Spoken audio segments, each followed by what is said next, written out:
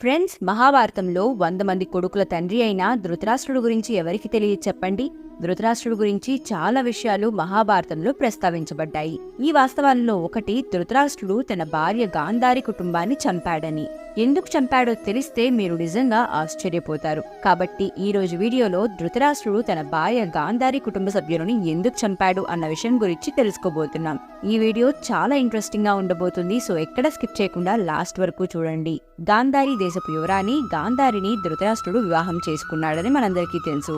గాంధారి జాతకంలో దోషం ఉంది. జ్యోతిష్యులు అభిప్రాయం ప్రకారం గాంధారి జాతకంలో 2 వివాహాలు జరిగే అవకాశాలున్నాయి. పెళ్లి జరిగిన వెంటనే మొదటి భర్త మరణిస్తాడు, రెండో భర్త మాత్రమే బతకగలుగుతాడు. ఈ లోపాన్ని తొలగించడానికి ఒక ఋషి ఆమెకు మేకతో వివాహం చేయమని సలహా ఇచ్చాడు.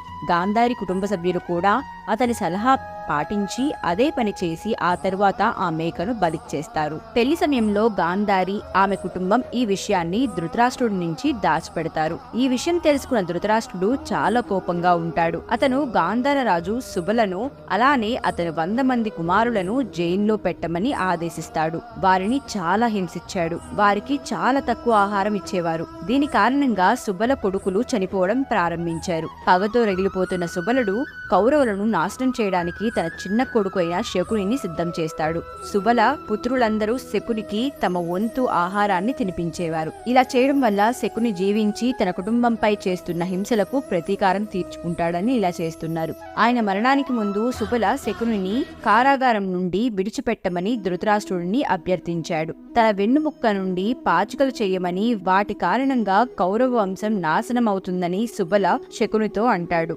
శకుని మొదట అందరి నమ్మకాన్ని గెలుచుకున్నాడు. మామ శకుని దుర్యోధనునికి ఎంతో ప్రియపాత్రుడు. పాండవులపై దుర్యోధనుని ప్రేరేపించి మహాభారతం వంటి యుద్ధానికి ఆధారంగా నిలిచాడు శకుని. కాబట్టి ఫ్రెండ్స్, ధృతరాష్ట్రుడు తన అత్తమామలను చంపిన కారణంగా శకుని ఈ విధంగా ప్రతీకారం తీర్చుకున్నాడు. మీకు ఈ వీడియో నచ్చితే లైక్ చేయండి, షేర్ చేయండి. ఇలాంటి ఇంట్రెస్టింగ్ వీడియోస్ కోసం మా ఛానల్ ని సబ్స్క్రైబ్ చేయండి. మళ్ళీ కలుద్దాం. Bye bye.